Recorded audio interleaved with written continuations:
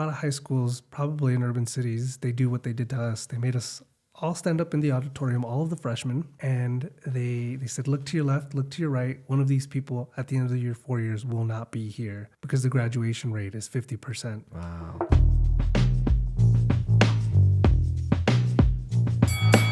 I'm Carlos. And I'm Karim. And you are listening to Ring of Minds, which is a podcast about, the fights we get into life, some that last just moments in time and some that last longer than we would like them to. Mm-hmm. Sometimes we win, sometimes we lose. All right. And on this episode, we're going to interview each other. We're doing a little bit of a test run here, so we'll see how it ultimately goes.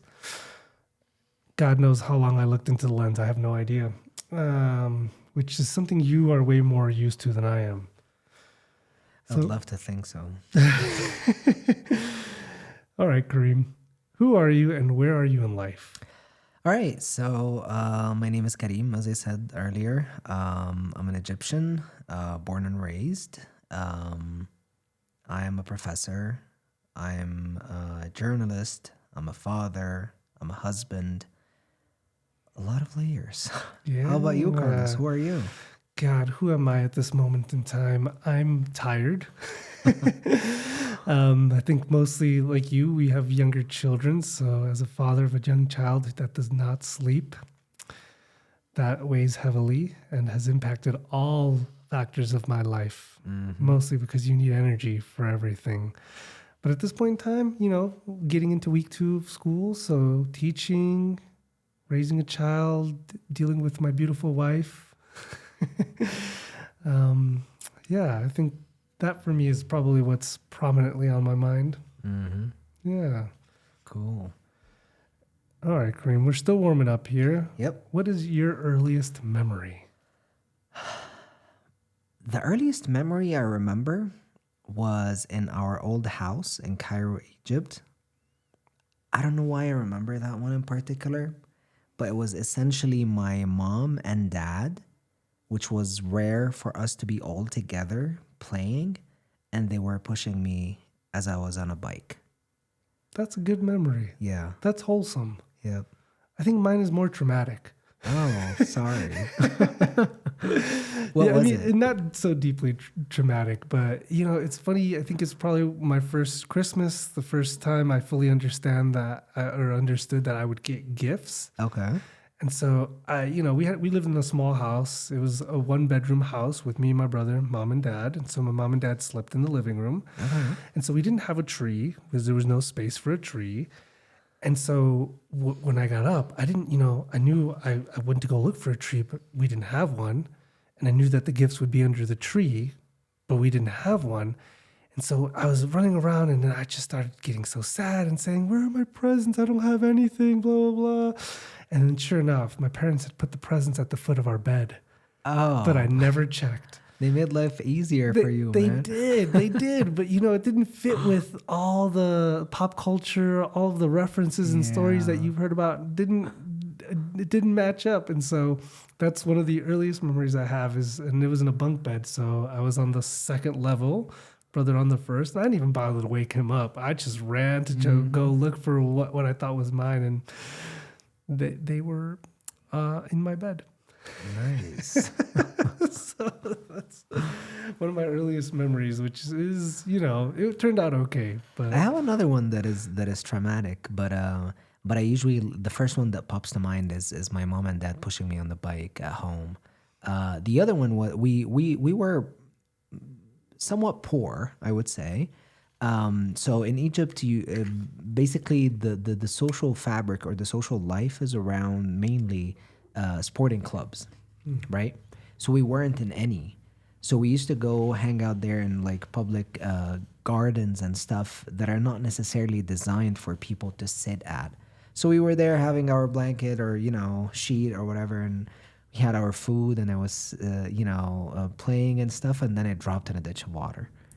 So that was the other one. So those are between this and that. I'd like to think of the first one. So, yes, absolutely. Yeah. What was on the plate, man? What was the food? I can't remember. All what I remember is me just falling inside the ditch of water and then them having to change my clothes and stuff like that. So yeah, Yeah, that's the one I man. remember. Yeah. The bike one is much nicer. Yep. I think so. Yep. All right. So as we move forward here, what's something your parent guardian would repeat to you as a piece of advice, whether it was good, bad, or you didn't necessarily understand it at the time? I would say it was my mom. She used to always, whenever we would get in a, debate, fight, stuff like that, disagree on something, she would always tell me and my brother, I wish I would never need you in my life ever. So at the time, I didn't really grasp that. But then, when I grew up and I spoke to her and about her experiences, I kind of get it. And now I actually repeat the same thing. I wish that for the entirety of my life that I would not get in a state where I am unable to do the things I want, and that I would have somebody to help me out with those. I really hope I don't. Yeah. So And it's, that's why in my culture there is that sort of like prayer or whatever where you say, may God grant you a long life. I never pray that prayer. I always say, God bless your life, whether it's long or short. yeah. So it's about independence. Yep. Yep. Versus dependency. Yep. Interesting. Yeah. How about you? For me, it's and this is something we've talked about before. It was the saying that my dad, every time he would drop me off to school, he'd always whisper into my ear, "No confíes en los amigos," which a little dark. Don't trust your friends. Don't confide in your friends. Which at that time, I don't. Again, similar, just repeated every time, and I think I understood it more in life.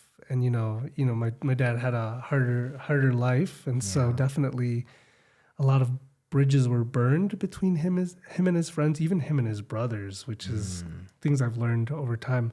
I remember also discovering this photo. I'll never know who he was with in the photo, but that person's face was entirely scratched out of the photo. So clearly, my father had some relational issues with friends and Man, family. I'm getting goosebumps already. Yeah. So it was an interesting one that carries a lot of baggage and is a lesson that I think was a hard lesson for him to learn, a lesson that he probably wishes he didn't have to learn, and also probably a lesson that he wishes he doesn't ever have to teach. But unfortunately, it is a part of life, and I think I've come to know that more and more as I grow, where it's like friendships, exist to a certain degree, but there's also this level that, they are friendships. So it's not the same as a family member to a certain degree. Would you repeat the same advice to your son? It has crossed my mind, but I haven't done it. I also feel like it's a lesson that you have to learn. So as much as I could give advice and give him the sense that this is something that might happen, I think it's something you have to go through so you can fully understand it. But it's also, you can't live your life defensive. You can't live your life always worried and anxious. I don't think that's the right way to live either. So from my standpoint right now, those are lessons that he has to learn on his own, and hopefully that he, if he's lucky enough, he doesn't have to fully learn it. I don't know. We'll see. Yeah. All right. So that was the warm up. We have 3 battles. We have the past, we have the present, and we have the future. So let's start with the past. So Carlos, when you look back at your journey, what is a childhood or in your past memory? What is something that was crucial in your past in shaping you now and shaping your path? Yeah. I mean, I think growing up poor, right? Single family. My dad worked, and then my mom eventually worked once we were in school. I think one of my formative experiences came sort of later on. I've had a couple, but one that comes to mind, and it's sort of educationally related, is in Chicago, which is where I'm from, you have to apply to high schools to get accepted. And I applied to some of the best ones, and I didn't get into any. And so that rejection, it really hurt, because for me, it said I might be limited in my opportunities because I didn't get to go to these good schools where I knew some friends who I thought I was like, but clearly I was not. And so I ended up in a high school on the South Side with lots of other friends. And in that high school, and at that moment, I said to myself, I'm going to work hard for these 4 years because I don't want to end up in that same place of being rejected. And this is, making the leap from high school into college. So that experience really hurt, really burned me, really gave me it felt like the world was trying to tell me what I was capable of, and I didn't like that. And so I ended up becoming top 10 students, being able to achieve the top 10 status students in my high school. Every college I applied to, I got into. And so it was a real burning fire. Of course, after those 4 years, I definitely felt burnt out. And so, take some, give some. But that one was really important. It showed to me that it didn't matter what people were telling me, that if I truly wanted something, I could work for it. And so I think that is something that I carry forward and has helped me get to the place that I'm at now. That's super cool, man. I was reading a book, and it was saying basically that based on where your zip code is and the school district, they can actually predict which school districts are gonna generate patterns and inventions and your path in life. So breaking through that ceiling sort of, or barriers, is amazing. And that reminds me, when I first joined the university here, and I was talking to you, and you said something that I still remember, it 4.5 years ago. Oh. Yep. You told me I always wanted to see people who look like me in the class. So I always want to be that person for those who are now in my shoes when I was a kid. So it's something that I carry with me. Yeah, and I mean, the other part that I sort of touched on a little bit is I didn't want to be poor anymore. I knew if I was complacent and if I listened to what everything that was being told to me and my peers, that I probably would end up in the same place. And I didn't want that. So that was the other driving factor. In a lot of high schools, probably in urban cities, they do what they did to us. They made us all stand up in the auditorium, all of the freshmen, and they said, look to your left, look to your right. One of these people at the end of your 4 years will not be here because the graduation rate is 50%. Wow. So it was things like that were like, that one was a purposeful, like, hey, if you really want this, you have to fight for it. Yep. So, yeah. But how about you, Kareem? What was a formative experience for you in your childhood, in your youth, that has, given you a lesson that you've carried forward? So I, throughout my life, I've never been talented in anything. No, come on, Kareem. Really. So my mom, she used to take me and my brother. She was able to figure out a way and save up some money so that she can get us to a sporting club. We got in there, and she was trying to have us play different sports so that we can find where we at. My brother, younger brother, he was super talented at swimming. I sucked. So then there were basically the testing for the team, the club team. Yes, tryouts. Yep, he made it, I didn't. Oof. So then I'm the older brother. Oof. My mom is not going to leave me at home, so she would take me with him, and then she would go to the coach and tell him, hey, would you mind having him just, play and stuff, so that he doesn't have to sit outside. So he did. I was a fat kid, and I was not good at swimming, as I said. And at the time, I didn't have much friends, right? So I kept, I was just doing the training, going there every day, doing what I can do. I was kicked out of the team a couple of times and then brought back. And then after, 2-3 years, and then I was not the slowest. I was the last, second to last. And then I became the fourth, and then the second, third. And then eventually I became the best swimmer in the entire club. Not only that, I was the first one in the history of the sporting club to get a national medal and get in our governorate the best swimmer and a bunch of medals and cups and stuff. And at that time, I was the most popular one. So That's amazing. I always tell my son, I tell him, people are gonna want to be around you more if you're successful. If you're not successful, people are not gonna be. Obviously, you're not doing it for the popularity, but it's just a lesson that you'll find people gravitate towards you the more successful you get. Yeah. Yeah. That's amazing. I mean, so what drove you? What was it that, I mean, you were in the club, you weren't picked, you were sort of sitting on the sidelines, you were thrown in as a bench warmer maybe. Mm-hmm. What was it in that moment that got you through?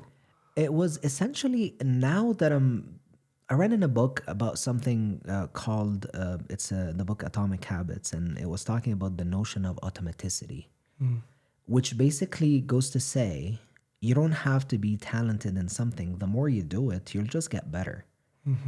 Obviously, that's not only it, because all of us were still there. So I've come to realize that my talent, if I have any, would actually be how to crack the code. In other words, show me how this thing is done. I'm just going to keep doing it a lot, and then I'm just going to get good at it,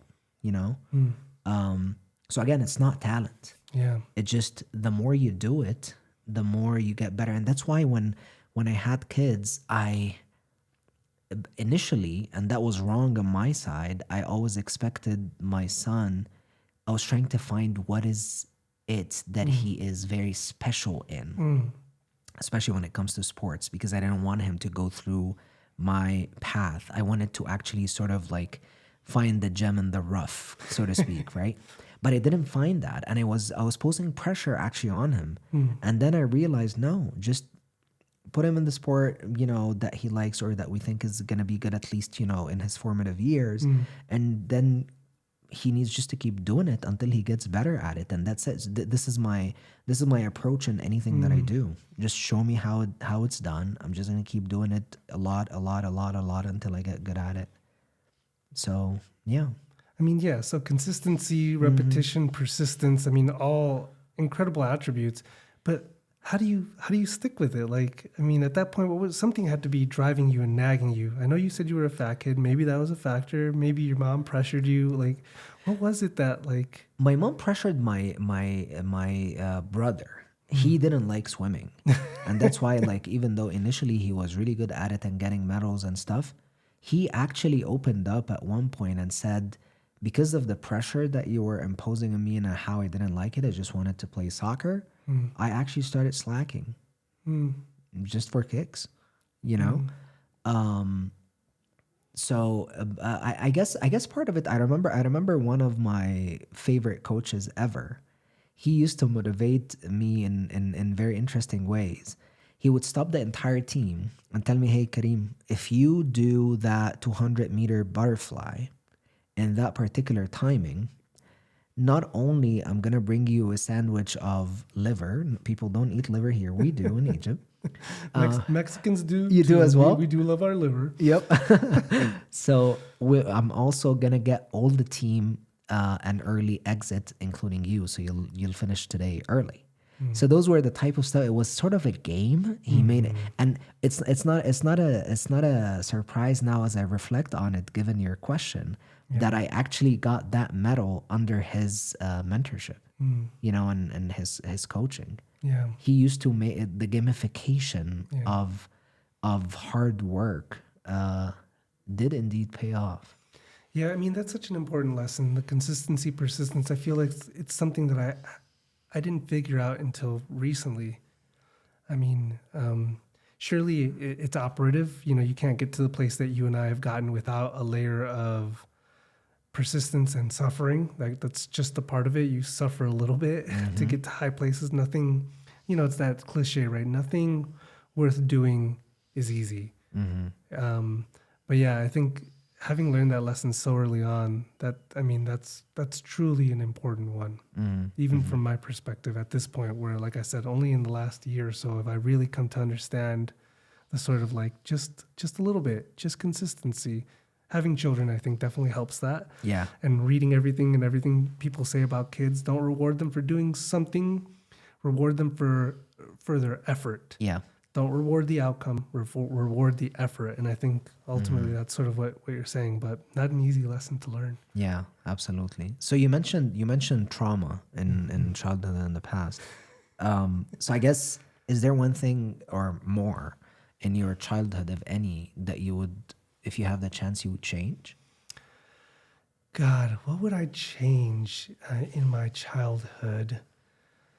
I mean, I think my parents did the best that they could growing up, but I think one thing that I worked so hard to, and I think I just didn't get the support that I needed. I at a young age, I wanted to like reading. I wanted to read, but for whatever reason, I ended up in front of a television. And so it took a couple of years where, I would get books and then just sit in my front yard and try to read them and learn them and enjoy them.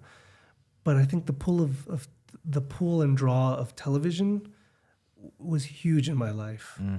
And I was raised by television. And I think that's one thing I wish I could go back and figure out how to undo. And, with my kid, like, that's a huge thing. He gets to watch TV on Saturdays for 1 hour, and that's it. Oh, really? So he gets no screen time. He doesn't know what an iPad is. Like I said, he only gets to watch his cartoons for 1 hour every Saturday, and that's it. But that's a compromise. If I had it my way, he would never watch television. Because I don't want him to grow up like me, where you have this mediated experience that I feel really took away a lot of what I wish I could appreciate more, like reading. It's taken me probably 30 years of my life to finally love reading. But that was an uphill battle because I was raised by television, because I had to fight to really enjoy reading. Today, for example, like, I know I finally figured out that I do not like fiction. I know that people love it, but I do not. But I love nonfiction. I could read nonfiction every day. But growing up and in school, most of the things that you read are fiction. Yeah. So that, I think that's one thing I wish I could go back. And, there are instances where, like I said, I tried to fight it. I tried to struggle against it. I did this immense effort to make it better. Of course, I'm a professor, but for a long time of my life, I did not like reading. I don't know how I got this far without loving reading, because I know I talk to my colleagues and other friends, and I'm the odd duck. But I think the difference is I did want to enjoy it, and so, but that's one thing I would change. How about you, Kareem? What's something, if you could go back, would you alter? Would you change? Would you wish different? Man, I've been thinking about it. I mean, obviously, I had some bad / stupid decisions. Like You, all- Kareem? No. Yeah, no. No. But no, I don't. Yeah, no, I don't think there's something major I would change. It's not that I was doing everything right or that my parents did everything right, but it's I feel like everything happened for a reason that changed something later on, even if I felt that it came later, but it was at the right time, if that makes sense. Just for fun, I would have loved to learn how to play an instrument. That's another thing that I would have loved to.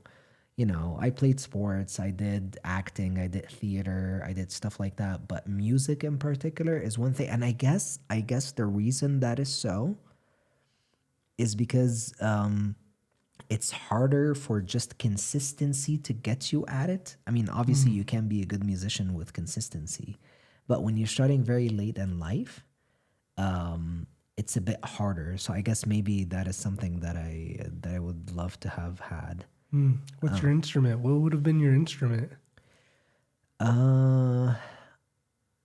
It would be something between the guitar and the drums. All right. Yeah. Very nice. Classic instruments. Yep. Yeah. Yeah. I remember my mom took me to a cello lesson like twice or something, and then I was just like dropped. Cello lesson. Yep. Wow, that's pretty out there. Yep. Yeah. It's a string instrument. Sure, that can work. So let me ask you this: who was the instrumental figure in your past or childhood that, whether you know him or not, you would like to say thank you to? God, who would I like to say thank you to? I can't think of anybody off the top of my head. I mean, I guess there's one person, but it's sort of not in the way you might imagine it. When I was in high school and I was trying really hard to be a good student without all of probably the resources that I needed, there was a teacher during an exam. You know, I had a friend. It was a cute girl. She was sitting next to me. She didn't know the answers, so I let her cheat off of my test. You know, I was being nice. And we got caught cheating.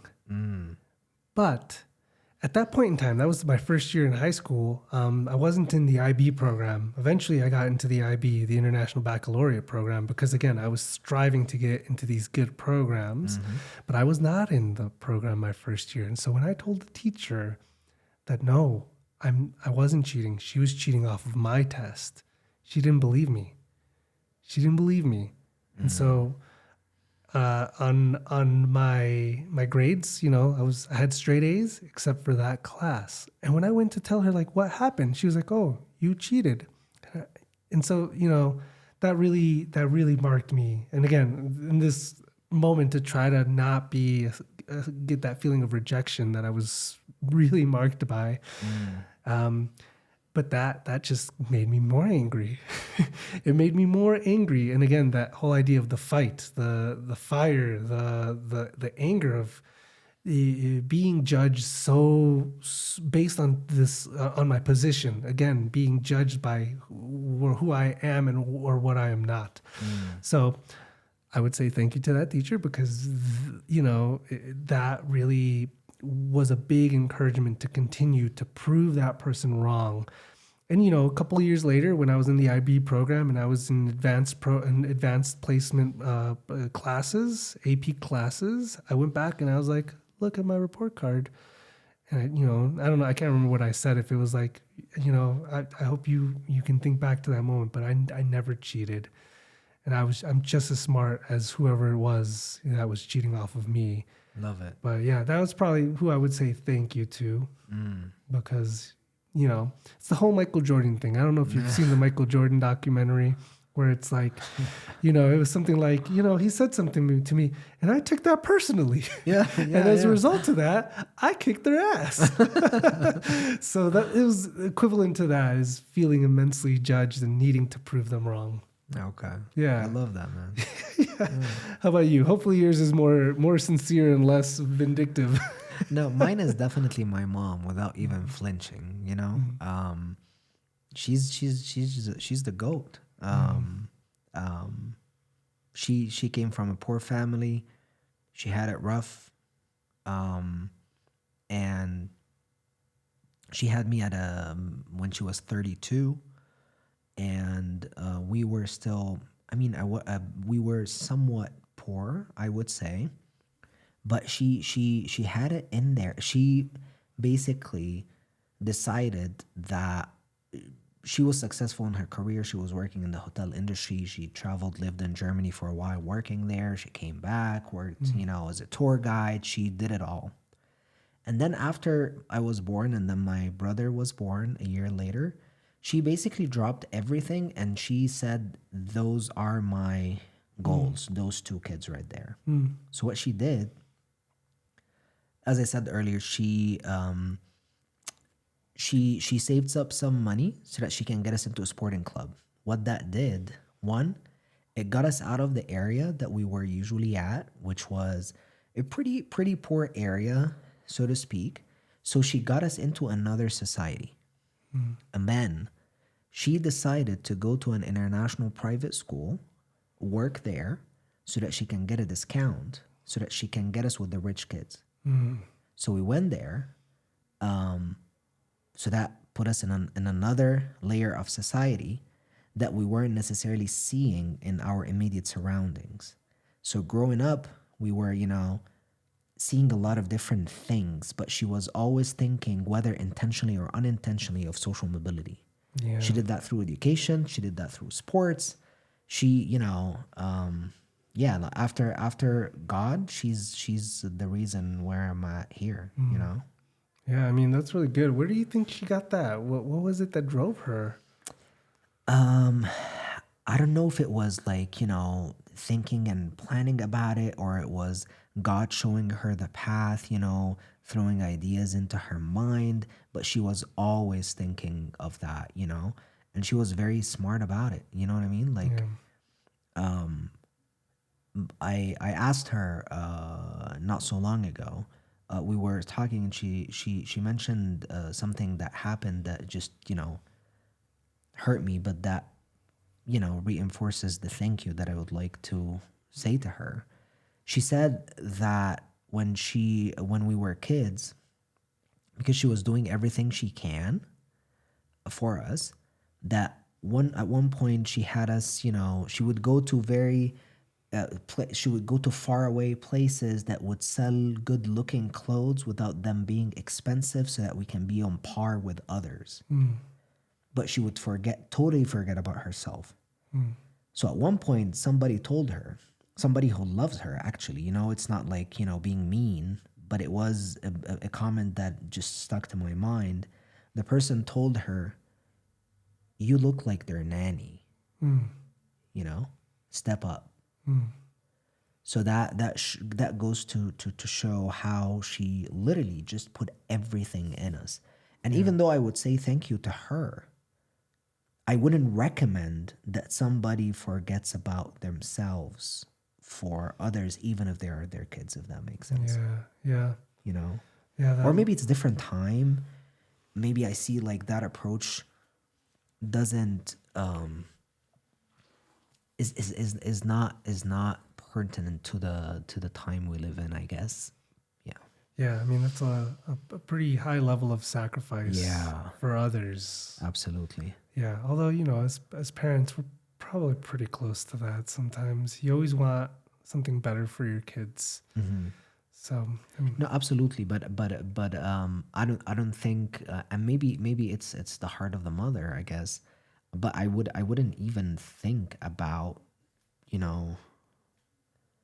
just forgetting about my career, or in a way. But I mean, and this all goes back to the notion of success. What does success mean, and how subjective it is? I heard someone say before, for me, being successful is being a grown up, a granddaddy, and my grandkids are coming to me asking to sit with me for them to tell them about my life. Some others, it could be money, some others could be fame, some others could be, a whole range of other things. So for my mom, success was actually lifting us up to succeed. So in her metric, she did succeed. that's good. Yeah. Tough. Tough. Yeah, but I mean, your mom must be so proud at this point. Yeah. Yeah. So we move from the past to the present. Yep. God knows how much time we have. But as we move into the present battles, what's your fight? How's it going?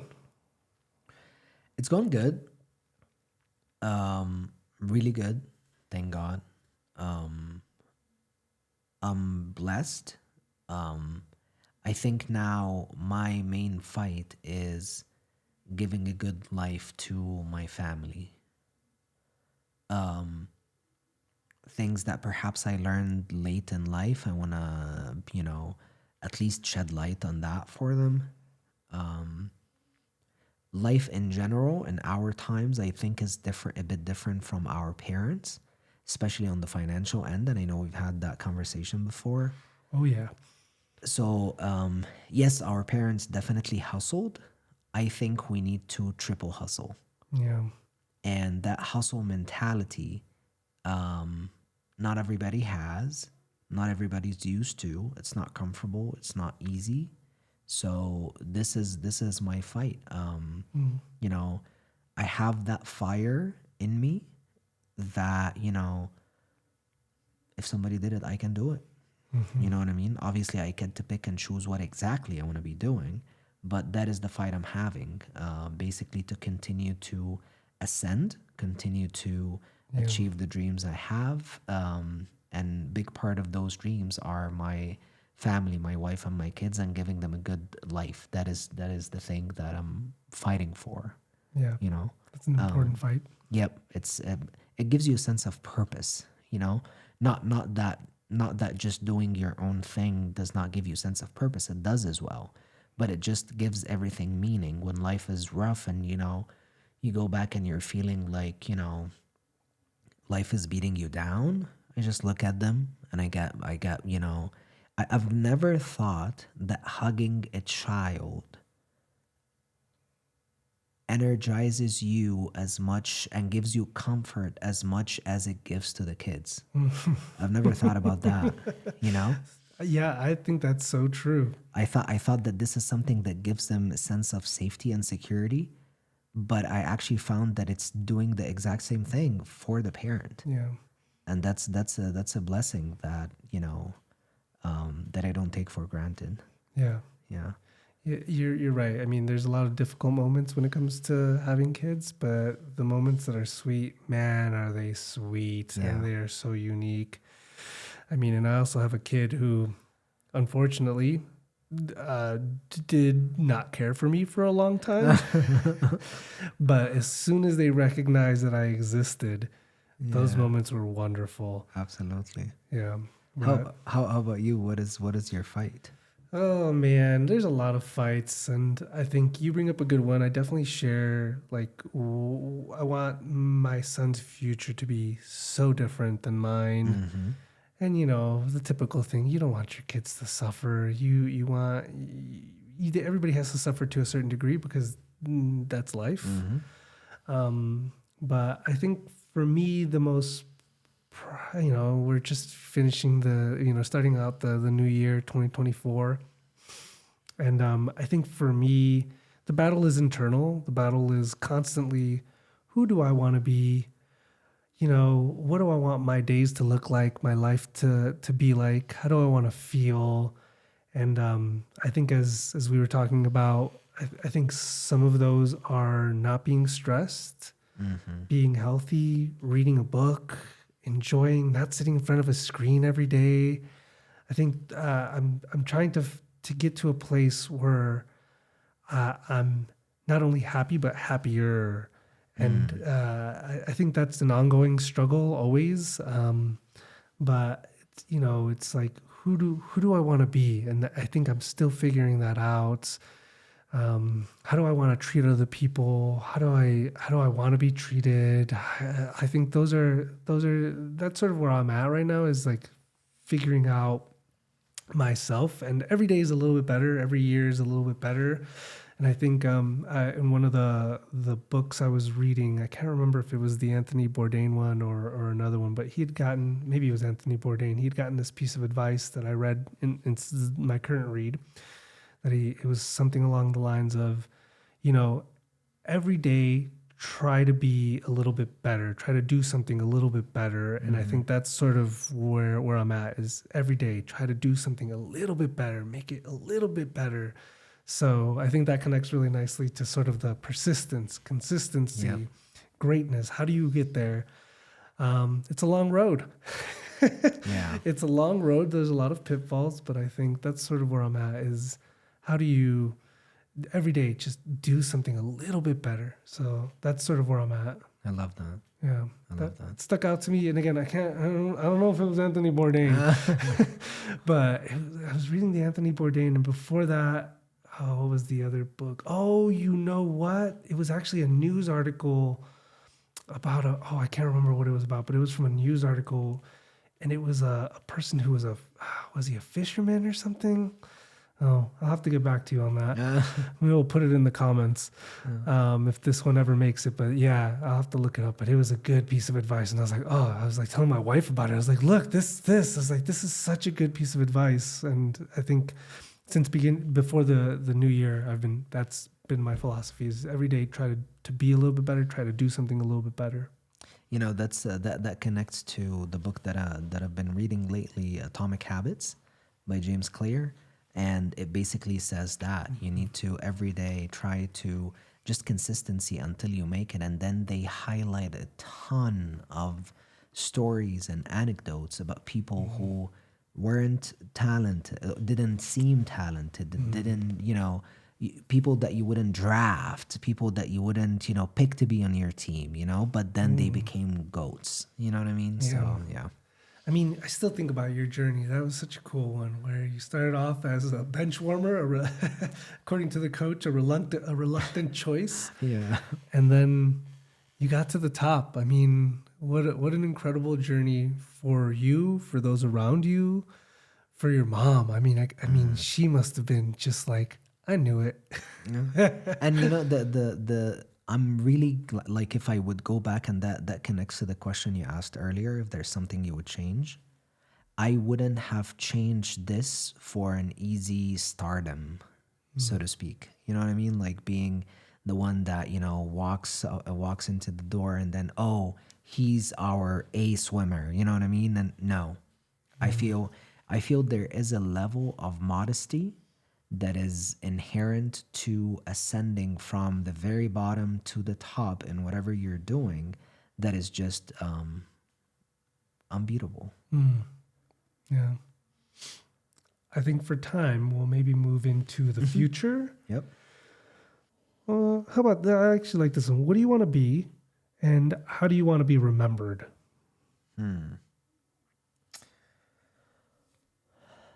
I want to be remembered not for, like, when people are mourning my death, and I hope there would be people mourning my death. I'll be there, man. I'll be there. Don't you worry. I'll at least be there.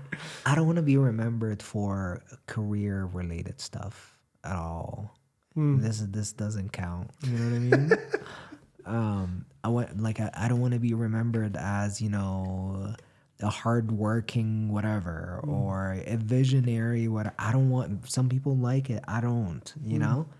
I want to be remembered for anecdotes, things that stick. A memory between me and somebody who I was either intentionally or unintentionally helpful in one way or another.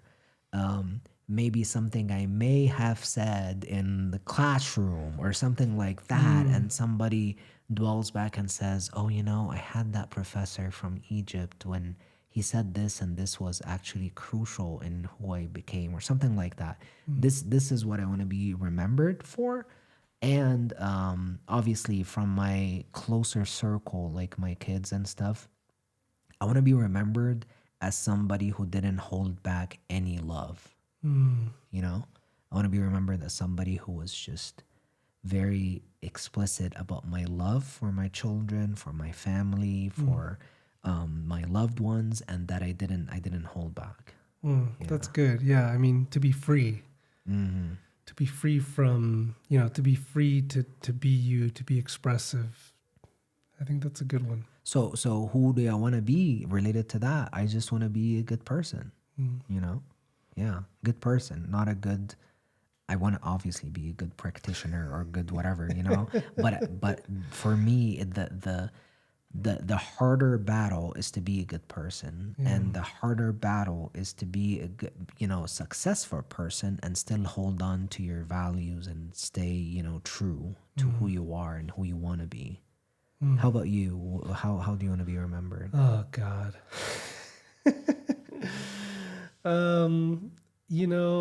I think this I asked this one because it was similar to what we were talking about before about,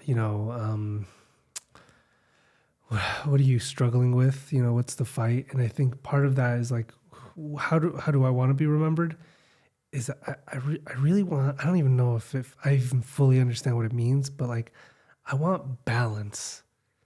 I want a stability out and in variety of ways, both career, non-career, health, non-health.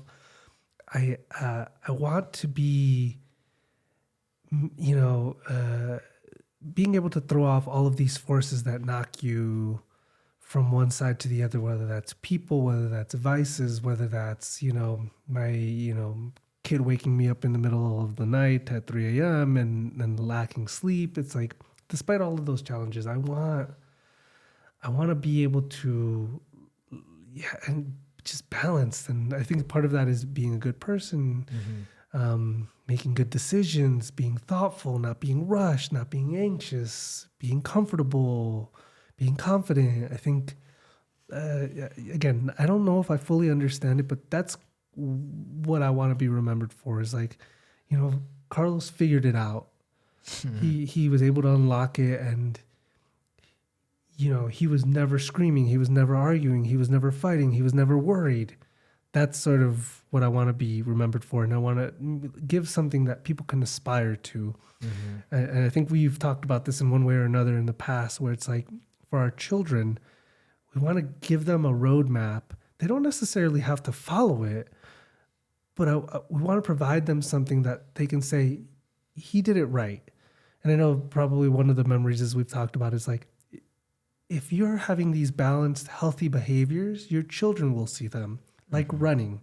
If you're running, you take them running, they see you running. That's something that they might do. They don't have to. It's perfectly fine if they don't. But you and I both know at this point in time, whatever healthy exercise, whatever it may be, doesn't matter. As long as you have something, because at some point in your life, you're going to need it. You're going to need to be able to run, to lift, to play soccer, swim, and it'll help you.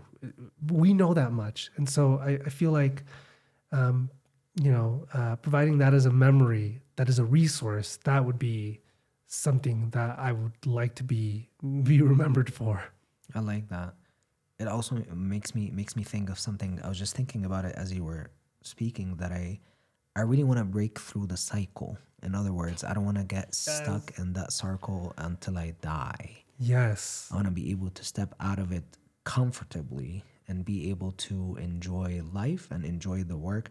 My kid, I always tell him about the notion of financial freedom, because that is something I learned the hard way and very late.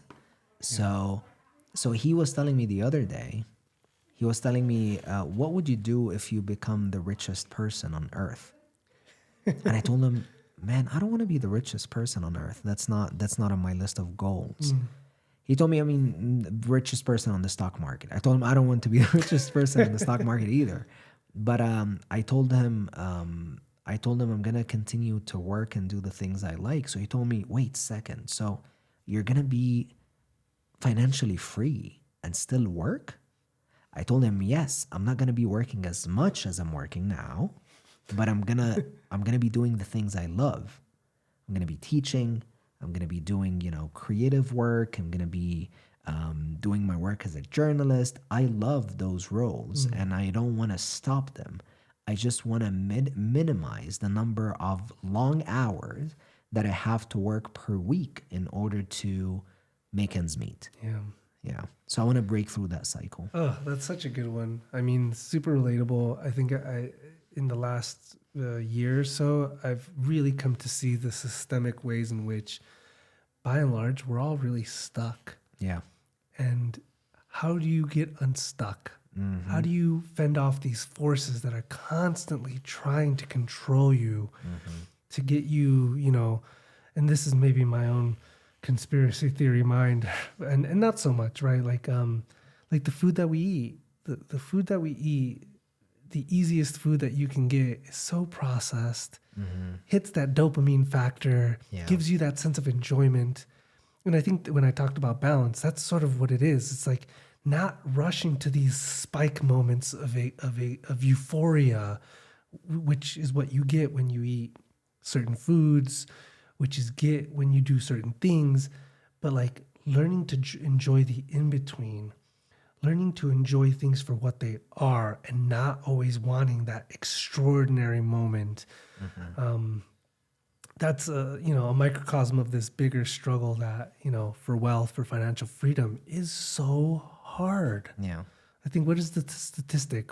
70-80% of Americans are one paycheck away from, default or being incredibly in debt and, not being able to pay their bills.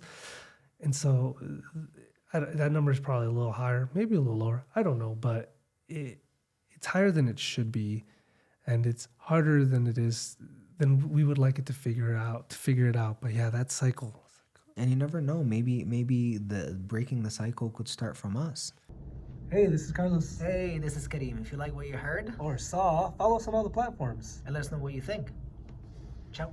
Bye.